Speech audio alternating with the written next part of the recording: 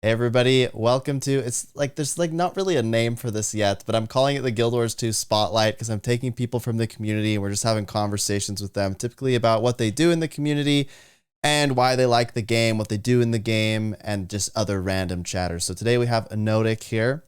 Anodic, tell us a little bit about, your favorite game modes. Do you have a guild, multiple guilds? What do you do in the community? Oh, right now I'm sort of new to the content creator scene. I started last year, started just making videos for YouTube, tried streaming a little bit. Don't stream as much as I used to back then, but trying to get back into it now. The videos I make are mostly those sort of like list type of content, like top Easter eggs, top bugs that happened. Because there's a YouTuber for World of Warcraft that does similar things, and I realized that Guild Wars 2 doesn't really have something like that, so I wanted to try to be the person that does that. Game mode wise, nowadays I mostly play PvP, but I do dabble with open world and uh, fractals, raiding sometimes if I feel like getting into a group for that, do strikes, pretty much anything in the game I have touched time to time. I could be like totally wrong about this, but do you edit videos for somebody? Yes, Who do you edit I for? added videos for Xandri. Okay, and that's currently the only person you edit for? Yes. Okay, I was just curious. I feel like somebody had mentioned that to me. I don't know if it was you or someone else, but I knew that and it was just that's pretty cool. Yeah, that's pretty cool. So you're involved in the community by yourself and through others, which is really neat. I you mentioned that you're playing a lot of PvP. PvP is memed pretty hard nowadays because it's people have called it dead. Would you say that is true, or like what's the deal with PvP? I used to play a lot of PvP for context, and now I don't play hardly any. So I usually try to get like some matches in to get the achievements, but otherwise, I've been out of the scene. They say PvP is dead, but I don't really think it is. Like maybe it's people see it that way when they like play in the high ranks and it takes like forever to get to queue, but that's just because most people in the game, as everybody pretty much knows, the skill level gap is pretty big. And queues are usually like under 5 minutes when you're just queuing up for PvP. So in my opinion, like when it comes to saying PvP is dead, dead really comes more from like if you're at a game where queue time just takes way too long, like you're sitting in queue for like 20 minutes, there's some video games out there where that just happens, and that's where you start thinking that PvP is dead. But in Guild Wars 2, like I still have matches where there's days where I don't go against the same people over and over and over. I still see like a variety of players. So to me, there's still plenty of people playing PvP. It just really depends on like what time of day, since this is the NA server, and overall, I think NA is like just smaller than EU in general, just because EU has way more countries that just make up it for that server. Well, North America is just like you have America, Canada, then Mexico. I know there's some Brazil players too. I Yeah, know some so it people encompasses also. South America, and there's actually quite a few players from Oceania. So Yeah, you've got people from Australia, you've got people from Southeast Asia, and it's weird. I think one of the biggest issues, perhaps, is actually just that those time zones are radically different, right? Somebody in New Zealand, it's Sunday right now for them, like 7 in the morning or something, but it's 1 p.m. for me on Saturday. yeah, So that like the time that person might be queuing for PvP at like 3 a.m. my time, so I think the just drastic changes in time actually really affect how popular it appears. I think that it's dispersed more, perhaps. yeah. Like I could do every world sometimes at like 11 p.m. I'm just there in Tarnished Coast Borderlands, just running around. Suddenly, like a whole Zerg from Australia shows up, and I'm like, oh, where's my team to back me up? Oh wait, everybody's asleep. I see it. I guess Yeah, they're about to lose the whole map. yeah. Here come the Australians taking over. That's pretty great. So do you find you still find PvP to be pretty fun? Like how when was the last balance patch for PvP? Uh, I don't even know off the top of my head, but people say like PvP is really unbalanced right now, but I don't really see that myself. Just comparing it to like previous seasons where like you would just get one shotted, or like And I'm sure you've heard about the old Heart of Thorns meta with Bunker Chrono, Yeah. just stalling entire matches. I think balance is a lot better than it used to be. And when I saw the end of Dragon specs, those felt really balanced too, apart from like Mechanist having Yeah. a very strong mech at the time of its beta. But overall, I think that PvP balance is a lot better than it used to be. There's still some things that could be changed. Like personally, I think Mesmer with its trait that makes signets give them invulnerability, I think that needs to be tuned down just for the sake of like lower rank players that don't know that if someone's invulnerable, you don't throw your burst at them because it's not going to do any damage. But uh, that's pretty much my thing that I think. Yeah, I wish it was more obvious. It was more obvious when something was invulnerable. If they were to rework the UI and only change one thing, I think what I would want changed is just like the buffs and Condi's bar, right? Because when you can stack like banners in there and boosters, and there's just like a million things. It's like two rows. What are you supposed to do? How do you in a like a really quick situation see that it's invulnerable? The only way would be to be able to see the animation, but sometimes if you're in the heat of the moment, there's like a lot of visual noise. It can be hard to identify that, especially on different graphic settings, and I mean that's a whole nother conversation. But it becomes very tricky. If there was some way to be like, oh, I'm looking at their bar, and they have it right now, like I don't know. It would be much simpler because right now what I do is if I'm clicked on a player, I have to look to see if they have stability or Aegis all the time, and it's not in the same place every time, so you have to like scan their bar very quickly and be able to pick that out. I don't know. What would you change if you had to change anything like for the good of PvP right now? Um, some things I think would be like you know how like Rev when they swap to their next stance, it's like appears over their head.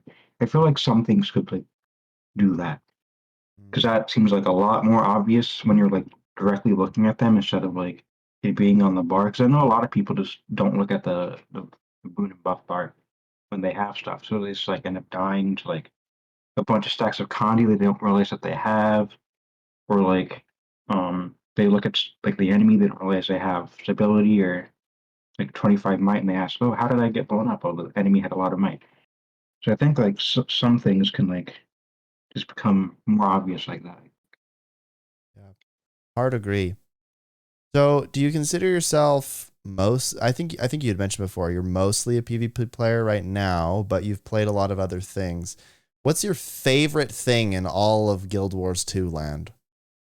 uh I think it's like a tie between the combat and just the way they do open world, because I play a lot of Final Fantasy too, and when I go into Final Fantasy open world I'm like, oh, every map is the same. It's all like this tiny square of just this one region. You go to this like the map you can't go to. It's supposed to be like represent like the country, but when you go there, it's like one map. But Guild Wars 2, you go to Ascalon. That's a whole like section. It has like 5 maps just for that area, and it just really expands like the world building that way. And then combat, Guild Wars 2 is like the only MMO where I log in and I don't do anything besides just going to a random map and just killing random things, and I'm still enjoying myself. Yeah, I think Guild Wars 2 is very much like an action RPG in that sense. You just kind of run around and like you can kind of like tune out and just like slaughter stuff. And you'll get like a bunch of junk in your inventory. But you also get like a bunch of gear and stuff. And I think a lot of people play and engage with Guild Wars 2 in that way, right? It's very relaxing in a sense. You just go meta to meta, there's nothing that's going to super challenge you unless you really want it to. And so that becomes a very interesting dynamic, as most people know, because then you have players with different expectations and whatnot. But I think open world is done very well in the sense that anybody can jump in, you feel a part of the adventure, and it's very relaxing. Very much agree. Like I've been playing this game since just before Heart of Thorns came out, and I have not gotten tired of the combat. just because like once you get a hang of how it works, like it pretty much becomes second nature to you. Yeah. And making a game that has such dynamic combat is very difficult. Like, I think that's the reason we haven't seen many other games like Guild Wars 2. I think it wasn't there a game called Blade and Soul that tried to do the dynamic combat thing. I never played Blade and Soul, so I have no idea. I could be totally wrong about this. But I think there have been other games that have tried to replicate the combat in Guild Wars 2, but I don't feel like anything sticks in the way that Guild Wars 2 has. Now, And I've again, I played could be Blade and totally Soul wrong. before. Maybe Blade and Soul has millions of players and I don't know. I haven't played Blade and Soul in like years, so I don't know because the group I was playing with, they got kind of hard walled out of it because there was like this bug where you enter a loading screen, it just crashes, and they never figured out how to fix that. But Blade and Soul was like sort of fun to me, but I like Guild Wars 2's way more just because it's like you get that hybrid between tap targeting and tap targeting action combat.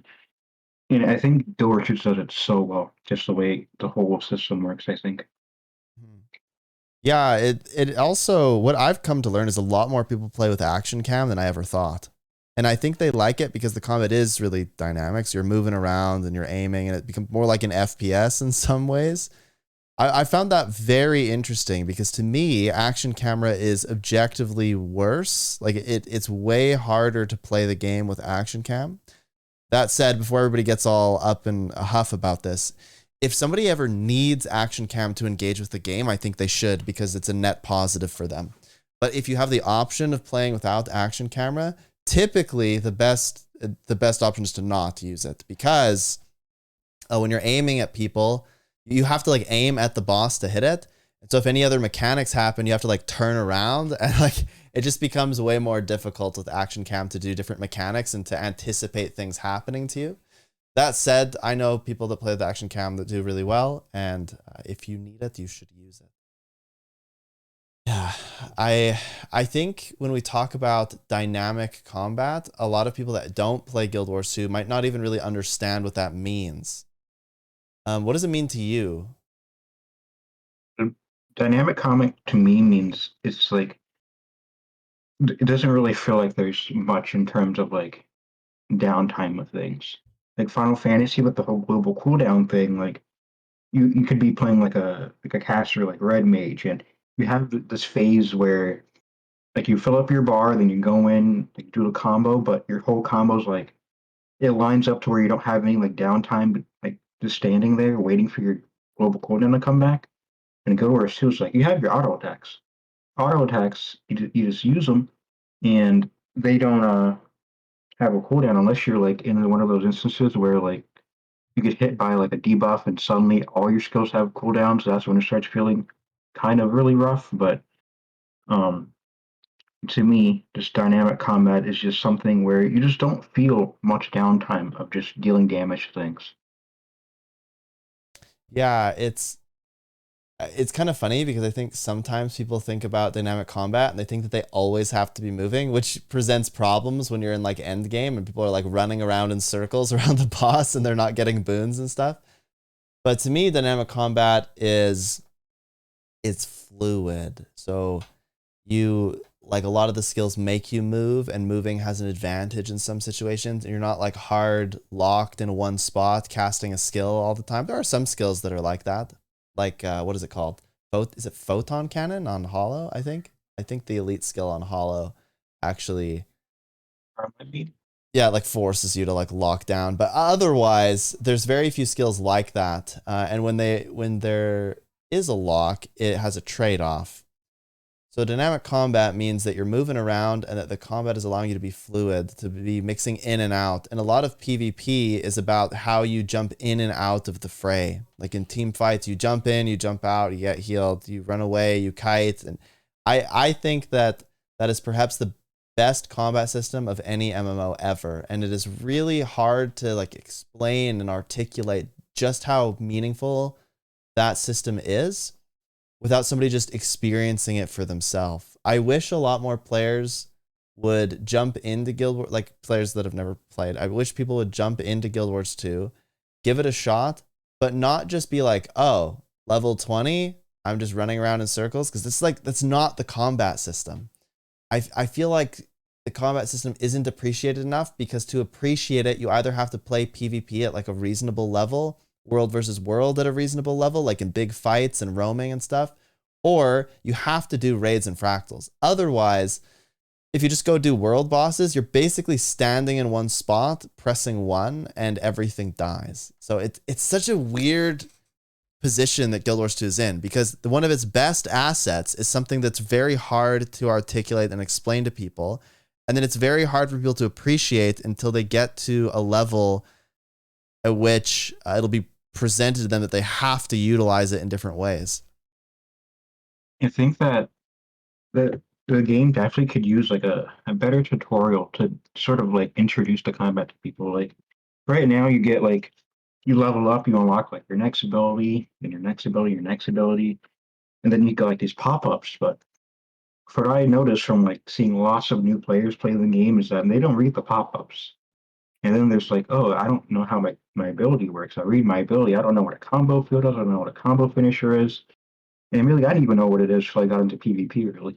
Because I started out playing Elementalist, but then I was like, these Leaf players are making some pretty cool looking plays in PvP. So I got into PvP, and as a thief, I'm learning that, oh, I can go stealth from using Pistol 5 and Dagger 2 inside of it. And I started learning about all these different interactions with the combo fields and stuff. And that's like a really interesting thing that just people don't really utilize because they don't really learn about it that easily. Yeah, they've tried to like, in some sense, it feels like Arena's tried to shove combo fields under the rug, because the combat system is already like too complex for people to understand, and people don't use it as a high level anyway.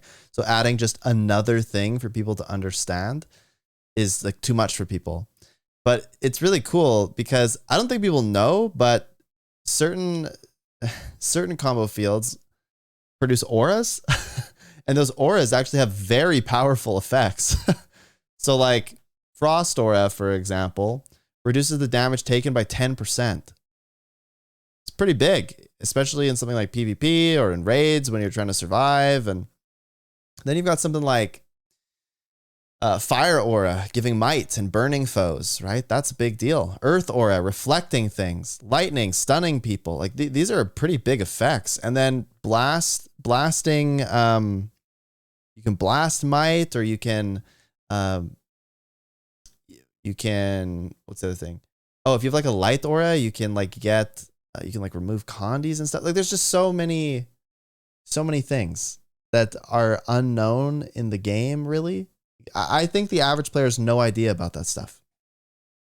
Definitely don't know. Because a lot of the times when people like trigger the combos, they don't even know how they did it. They don't even notice that they did it in the first place. Because like the text pops up as saying, "Oh, poison," and the little heart icon was like, what does that? What does that mean? Why does it say poison? Oh, the enemy's poison. Oh, I guess it happens when I poison them. But then there's like, oh wait, that's not even what it is. The poison comes from me using this ability in this field, but it's not really explained. I feel like the best thing for them to do would be like change one of those like starter hearts in the game, like maybe like the one of the first hearts they see when they spawn into the starter zones, and instead of it being like how like the dodge roll thing where you just go in, open the chest, I feel like the heart should be like, okay, uh, maybe by that time they'll have like, well, I guess they would probably have to do something like where they would pick up like a thing from the ground, because I know like at the levels they're not going to have all the abilities that have combo fields. So I Yeah. imagine like they could do something where like you pick up a bundle on the ground and then it says, okay, read your text box. You see this one skill. You have two skills. One is like the combo finisher skill, and one is the combo field skill.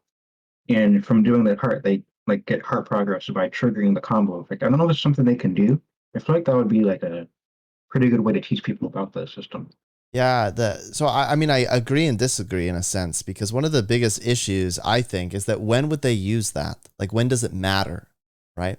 So it's like it's good because that would enable them to learn it, but at some point if they're not practicing it, or they're not actually trying to utilize it, then I don't know if it matters anymore, because you can teach them but they're not going to do it. So My opinion is that there'd have to be some situations in the game where they would need to do things like this. I'll give you an example.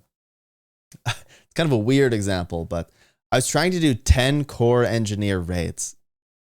So I was trying to kill like all the bosses in raids using only core engineers, just to prove that it could be done. We got hard stuck on Sloth, by the way, but that's another story. It's really hard. Sloth is really hard with 10 core engineers.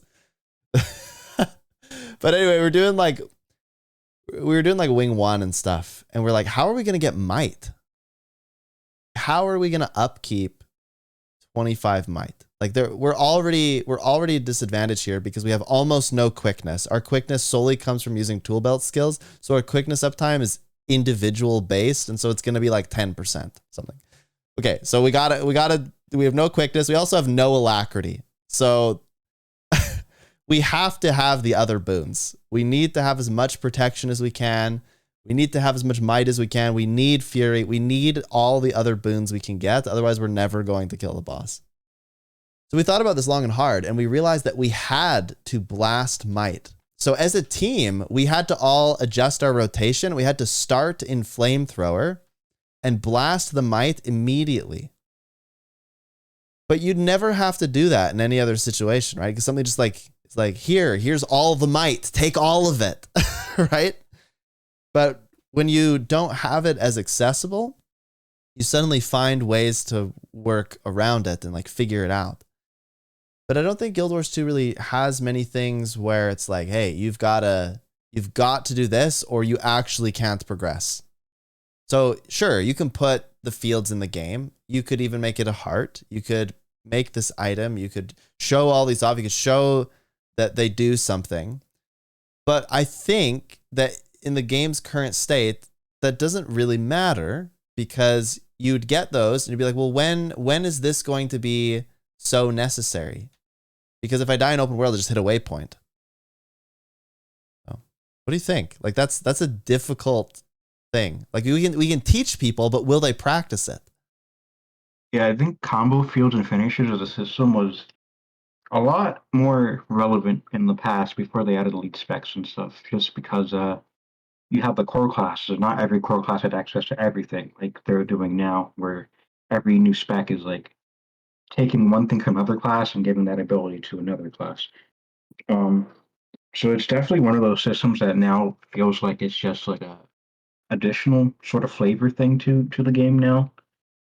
But I think that I guess if they really wanted the system to become like more relevant, they would like add mechanics to like enemies that are like, oh, you can only get these things by using the interaction with the system on them. But I don't think they would really do that. I think just because that I feel like that would confuse a lot of players in the game.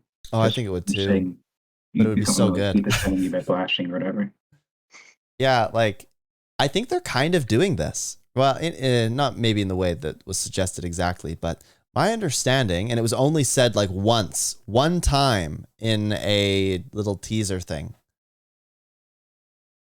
that they're going to differentiate regular mobs from veteran mobs from champion mobs by giving them more mechanics. Yeah, they said Now, that for EOD. Yeah. does that mean that they're going to do all of the critters across the entire game, or does that mean just for EOD? Because if it's the entire game, that's a massive change. That's huge, and that'll impact the way that people engage with the game completely. I imagine it'll be extremely unpopular when it first is announced, but very interesting. I don't know. What do you think that just that addition? Do you think that would help players? I think they're gonna only add it to the EOD mobs, but it also is something that kind of already exists. I've noticed just because like you go to like a low level map, right? And you have like your regular like scale, and it's like it says to have like the regen effect, but then like you go to another map, there's another scale, and it's like a veteran, but it also has a knockdown ability. It's just really inconsistent right now across the game. Like the enemies saying they have mechanics, but they don't actually have that mechanic on that mob. So I just realized that sometimes like it pretty much already exists, but the text is not updated to reflect that on the mobs right now. I don't think they're gonna like go back and change it really. There'd be a lot Just of with all the old changes. stuff. Be a Yeah, lot of changes. they would have to like completely redo the. I think they would have to like redo their database for mobs or whatever. However, they like catalog all the Oh, mobs in the absolutely. game. Yeah. That would be a lot of work. I actually can't even imagine how much work that would be. That would be a lot of work. I do really like that. That in this game, the mobs have a description of what they do a lot of the time under their names. So sometimes it's not a description. Sometimes it's just a flavor text. But I like it when the mob is like, "Oh, this mob you targeted over here. Oh, it has a knockdown attack. Let me look out for the knockdown attack, whatever it is." I think that's really neat, and I don't think there's any other game that really has that. Mhm. I think it's so tricky because honestly, a lot of people just skip through those mechanics or they just eat them and they don't care because it doesn't matter. There's no consequence for actually having done something wrong. The worst consequence is that you have to respawn at a waypoint. So you don't lose any sort of reward. I'm still a big advocate for changing the reward system to reflect people's participation better. They kind of tried that with Heart of Thorns, but it seems like they moved away from that after. I don't know what it was exactly that they didn't like about that, but I still think any sort of system that shows that you're contributing and then adjust the rewards based on your contributions is probably a good thing because then people won't AFK. Too many people AFK a lot of stuff. And I find that particularly infuriating when you're trying to like command or really motivate people to do something. It becomes really tough. It's definitely like a fine line to walk. Because, like, again, Final Fantasy, it copied Guild Wars 2's, like, event system. But there's a system where, like, you get, like, the gold participation, silver, bronze. But sometimes they have, like, these mega events where, like, a whole bunch of people go to fight this open world boss. But if you're a healer, you don't get, like, it's really hard as a healer to get gold in those events in Final Fantasy. Unless you're, like, there from the start, like, just throwing DPS at it. And even then you might not get it, which that's why I think it's like a fine line of how do they define how much participation is enough to get the max rewards without like making Yeah. people get frustrated. See, I have like a system in my head where like beating the boss, you get a base reward, but then you get rewarded more based on how well you perform. So I think that it would basically be some kind of algorithm that calculates the number of mechanics that you faced. And then it basically does like a ratio of how many you pass. So you like evaded a tidal wave or you like jumped over it or something, versus how many you failed. And given like the ratio or the percentage, you would get more reward. So that's just one component, but I think that if you so you have the mechanical component, but then you also have the like did you participate in a meaningful way? So did you actually do more than just press 1? If you just pressed 1, then like you did some damage, like you're not going to be penalized for that, but you are not going to get rewarded more because there's no justification. It's not like, for example, you're not going to get a raise at your job if you don't do anything more than just the bare minimum. So my thought is, okay, you do that, but you also have a calculation for boons that you spread, healing that you did, people that you revived, so that it's not just about DPS, DPS, DPS. It's about how you performed in aggregate. Did you do the mechanics? Did you attempt to do damage if you're DPS class? And how many boons did you pump out? The funny part about that is it'd be very hard to balance because I think what would become perhaps the strongest thing would be like a herald, right? And I actually don't think you should make it too difficult to attain like the highest form of participation. But I believe I suggested this at some point, like a long time ago on another podcast. I'd set up a reward structure that's like kind of like how PvP tiers are. So like bronze, silver, gold, platinum, and then legendary. And if you get above gold, your chances of like a super rare drop increase, or like as soon as you get above gold, you get the super rare drop chance.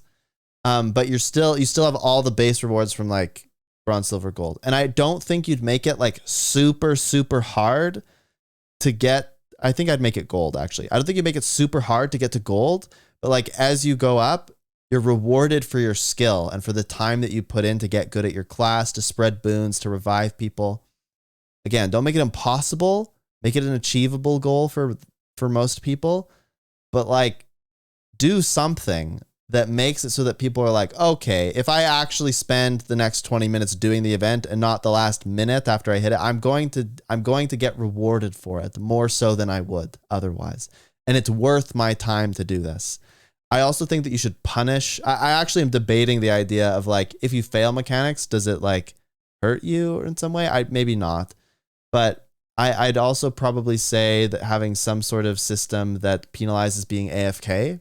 So like if you have not done any of the things I described before for a given period of time, it would drop down, or it would like go away, or like take that into account in the algorithm, right? Like if you have X amount of time AFK, you can no longer achieve legendary. Or now that again is tricky to balance because a lot of Guild Wars 2 is about like jumping into the meta as it's going. So you don't want to be like, oh yeah, we're going to, because you didn't show up, you're not going to get any reward or something.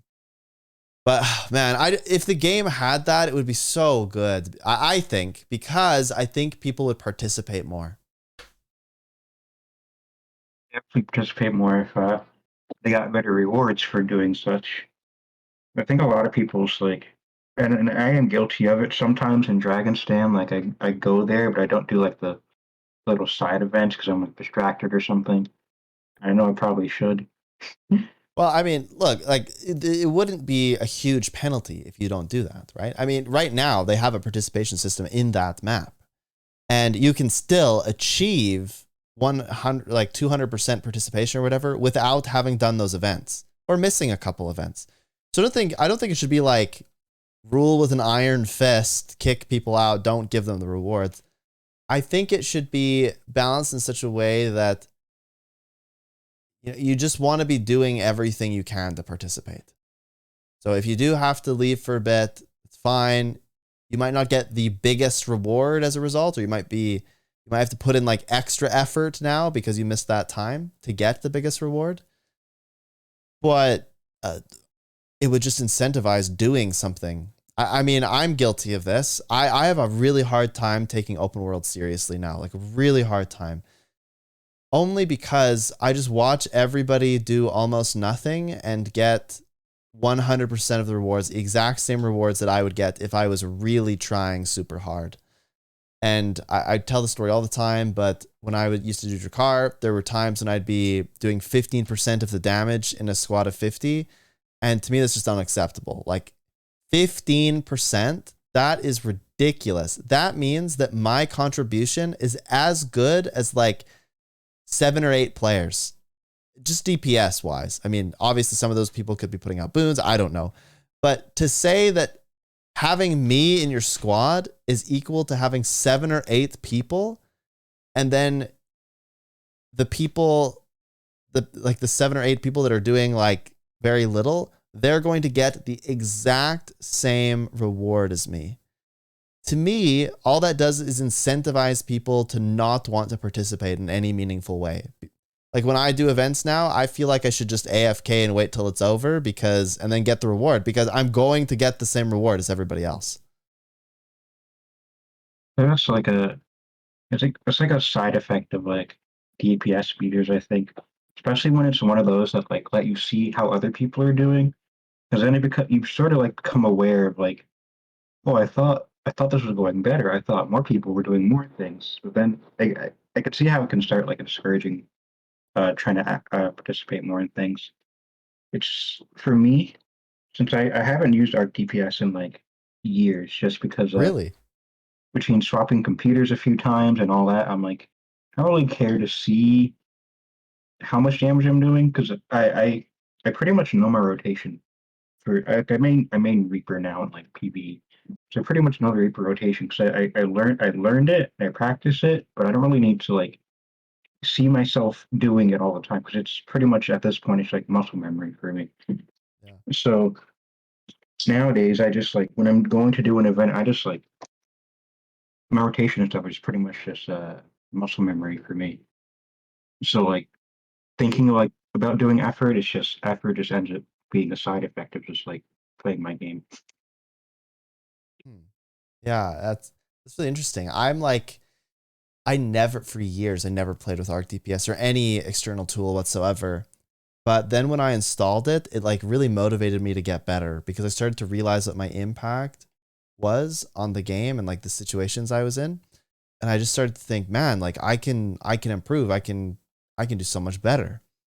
So for me, Arc DPS is like an essential component of the game. I actually don't know if they removed Arc DPS and like said it wasn't allowed anymore. I don't know if I could play the game in the same way. Like I don't think I'd really care about doing raids. I actually think I would quit raids if I didn't have Arc DPS. I would go as far as saying that because I would be put in groups and I would never be able to tell why we failed. And you need something to tell you why. Otherwise everyone's guessing. And boy, like trying to guess who the problem is, that just becomes pretty ruthless, you know? Like people are all going to point fingers and you could have like the other day I was doing raids. I had a guy that did 3k DPS on a Reaper on Sloth and didn't know the build, didn't know what was going on at all, obviously. The only way I could have told that is by seeing Arc DPS. And well, I suppose that's not true. I did notice that they were running around in the wrong spots all the time, but I still wouldn't have been able to tell their contribution otherwise. And without being able to see that, I don't know how to do raids effectively. Like maybe it's a crutch now. I don't know. Yeah, being able to see other people's damage definitely helps you pinpoint where groups may be lacking in certain things. And it definitely contributes to like pointing out when people are doing wrong for sure. Um, and when I play like Final Fantasy, apparently like I'm sort of like scared in Final Fantasy to like find out just how much damage I do, just because I'm like I never put out the effort to like look for a rotation, just because like everyone I know that plays Final Fantasy, the classes I play, complain about rotation. So I like my mindset starts going from okay, instead of like trying to maximize my damage, I want to focus on like myself, making sure I'm doing mechanics right and like making sure that I'm not dying all the time to things. So that's like I guess that's like sort of my like idea of like improvement is just making sure that I'm personally like doing things right. If I get assigned a role, I'm making sure I'm doing that role right. Because otherwise, I just start feeling like I'm the one that's the problem. Yeah. I get you. Oh yeah, I've heard that the DPS meter is like banned in Final Fantasy. Is this true? Or you're like Yeah, allowed? Maybe it was that you're allowed to have it, but you're you're not allowed to allowed to have it, but act you on can't it. talk. Yeah, like if you have it and you point out somebody in game having like bad DPS, you type it in chat, like get banned. Just Really? banned instantly. It's like very different in Guild Wars too, just because like they don't really ban you for. I don't think they have ever actually banned someone in Guild Wars 2 for like calling out someone's damage or anything. You're not allowed to use like gear check or anything anymore. But yeah, the damage thing, I don't know. I like if I wasn't allowed to tell. Okay, so this is what goes through my head. Imagine this scenario: somebody comes into my group. We're doing Veil Guardian. They're doing 2k damage. You know that they're doing 2k damage because you have a DPS meter. You're not allowed to tell them.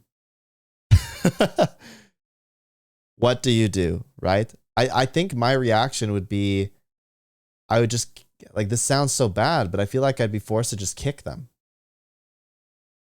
Like I feel like you're just forced to. So does it make it better or worse? I don't know. I'm a Of big course, proponent of having situations that giving players tools that allow them to make the decision of whether they want to be toxic or not. If they want to be a jerk about everything, well, not much you can do, right? People are going to find ways to be jerks no matter what, whether it's kill proof, whether it's training, it doesn't really matter.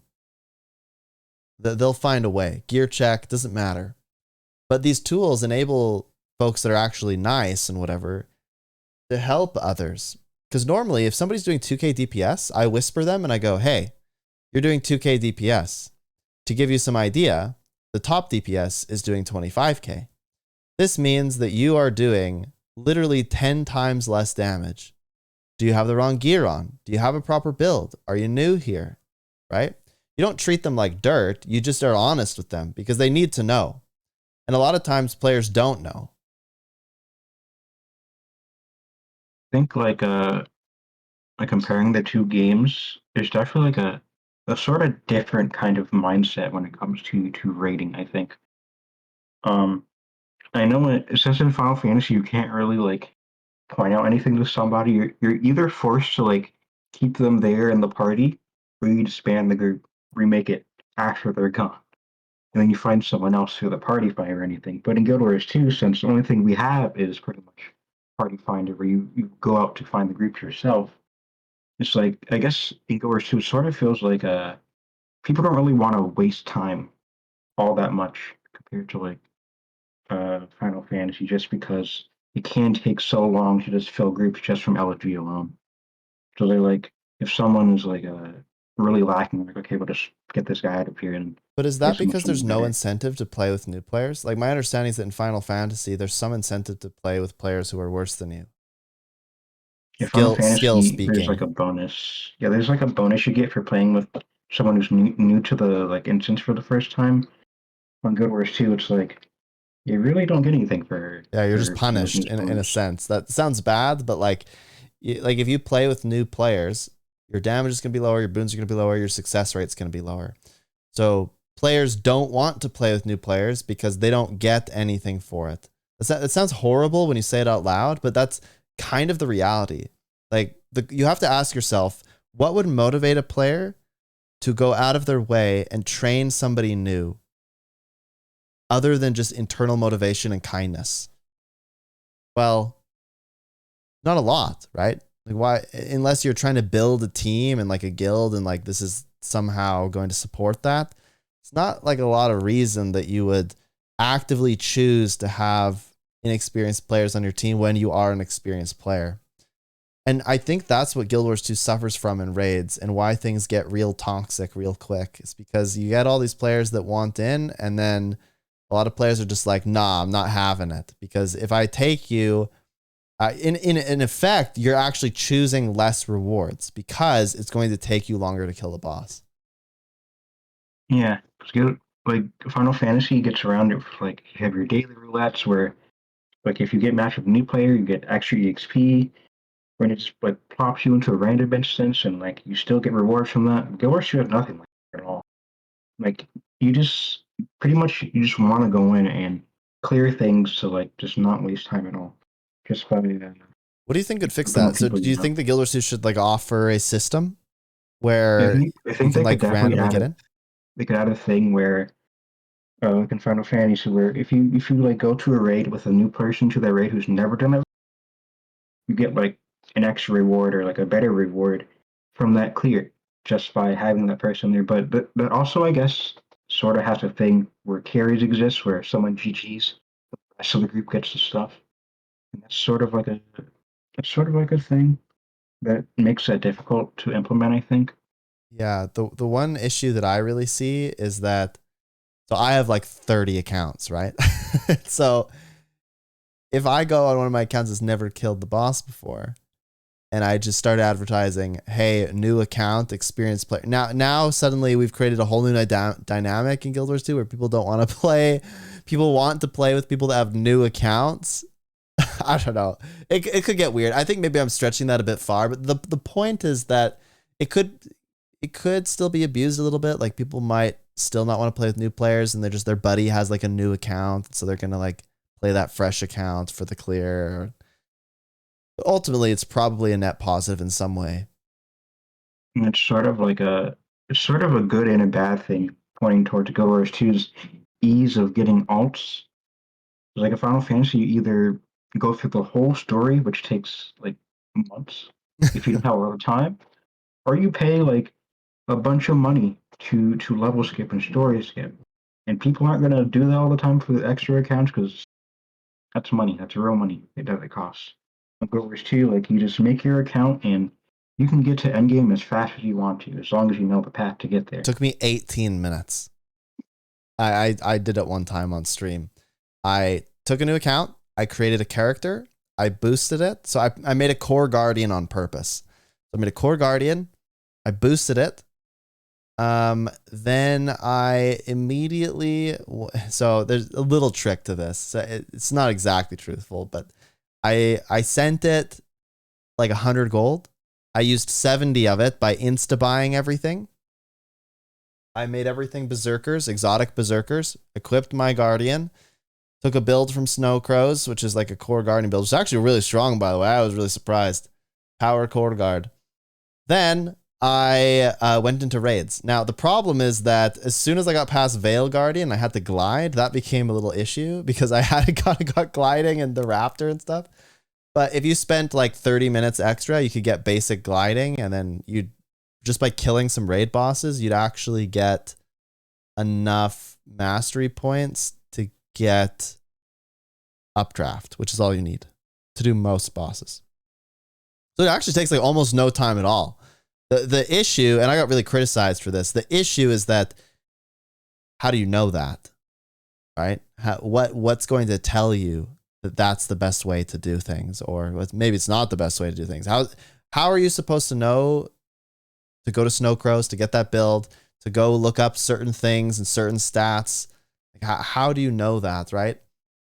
I feel like when you're in a content creator circle, or you're really engaged with the community in some way, you like just know things that other people don't, and it's hard to get the message out there and ensure that people understand what they can do to jump into things like endgame. Yeah, and I did make a video at one point, like recently-ish, about compiling every single player-made resource into like one video, just so people can like go there and find all those websites. But I know there's a lot of like players when they join the game who aren't gonna look up guides. They're just gonna like wander around confused, not sure what to do. And someone tells them, "Oh, look up a guide." They're like, "No, I don't look at a guide. I want the game to tell me what to do." Yeah. And that sort of like makes things really complicated. Yeah, it's, oh boy, that actually, I'm curious. So here's another example, right? Like even if you're pretty in the scene, there's probably a ton of resources that you don't know about. Did you include Wingman in that guide? I never heard of that one, and no one Exactly, told me right? about it.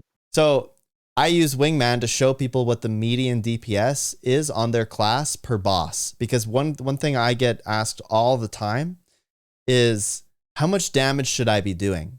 And the problem is that if you have it varies per boss based on invulnerability phases and whatever, right? Like you could be doing 70k for like on bursts at Conjured Amalgamate, and you could be doing like 15k at Sloth or something because your group is slow at breaking the bar. Like, and who knows, right? And so you see these two different numbers and you have no idea what's good and what's not.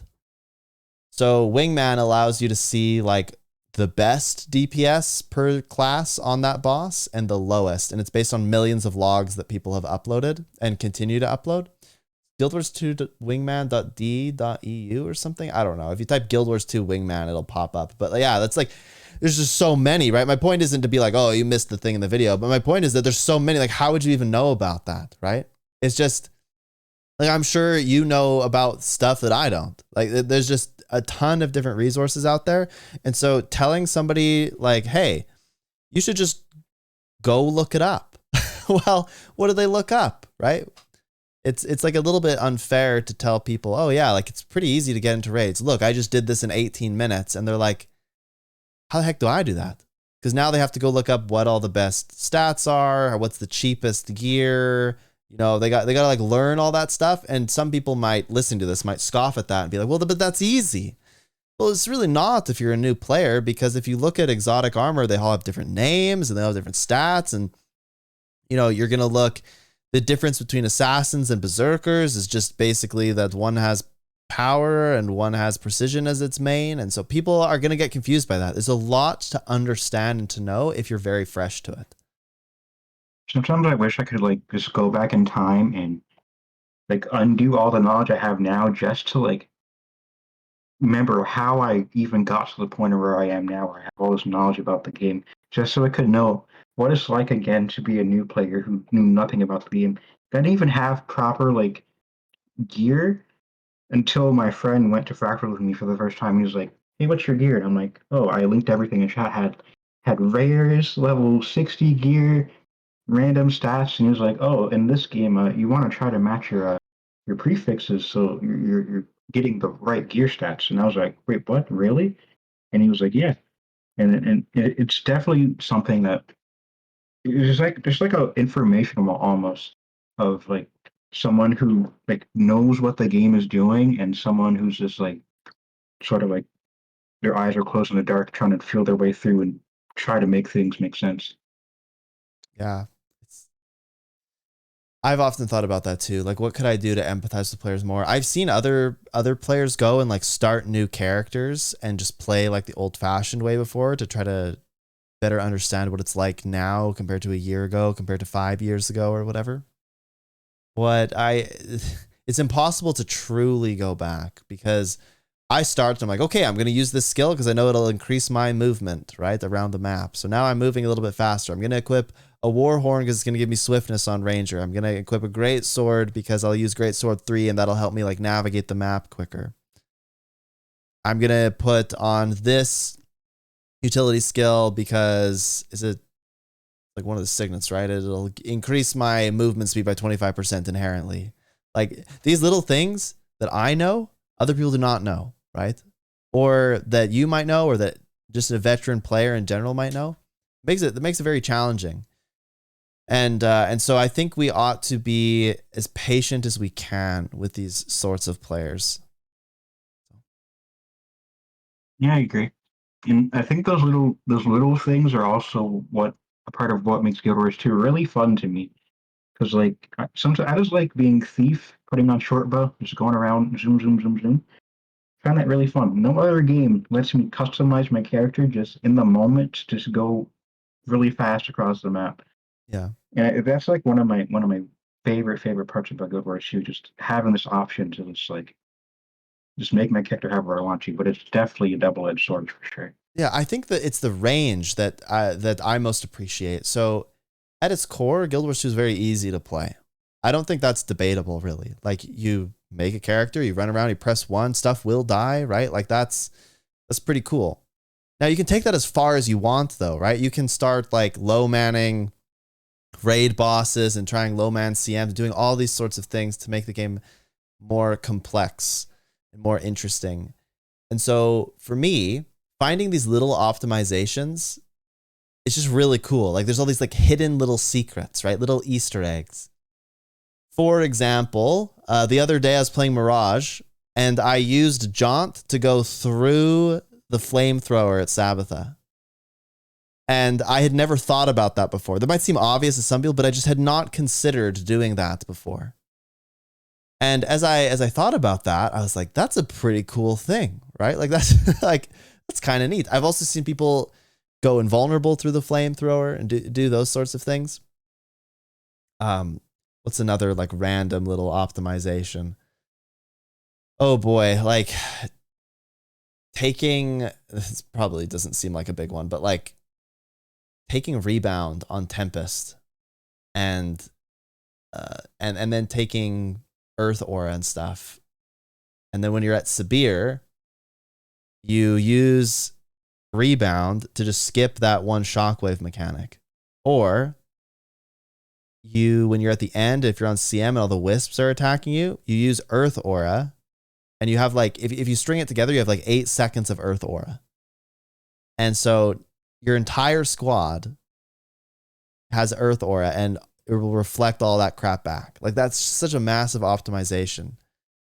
I think little stuff like that is really intriguing and very interesting. And I wish that more people could experience how incredible that is, because that's what makes Guild Wars 2 really fun, right? Like we mentioned this combat before, but being all these little optimizations, changing one skill here or one trait here, a couple traits, a trait line, and suddenly you're playing in a new way. And that's pretty neat.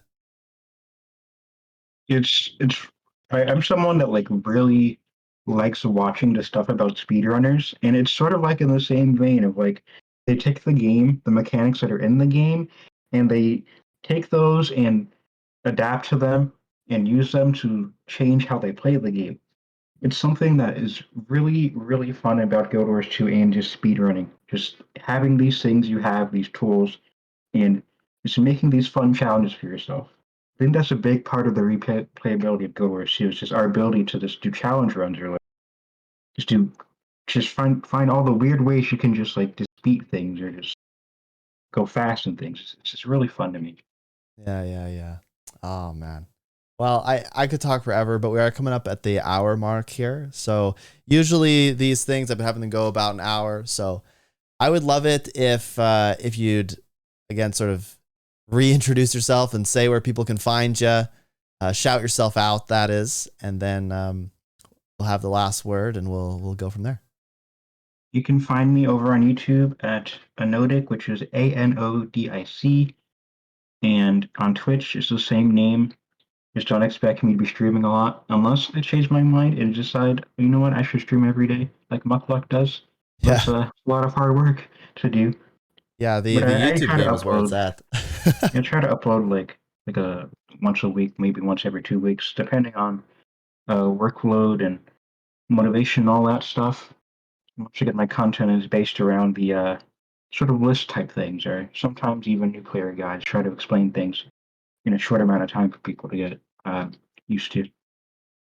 Yeah, that's really cool. I'm trying to get into the YouTube game because I basically just stream, right? So if you're new here and you don't know who I am, well, I stream like 3 days a week, and now we're getting into the YouTube game. So it's lots of fun. Everybody go check out Anodic. I appreciate you coming on. We talked a little bit about PvP. We talked a little bit about random stuff and just of the game and how people can learn, what new players can do to get in, and that was a good conversation. So again, I appreciate you coming on. You for inviting. Yeah. For all the people out there, don't forget to hit all the buttons, hit the subscribe button, hit all the links in the description. That's where you'll find Anodic. And leave us a comment. Tell us what you think.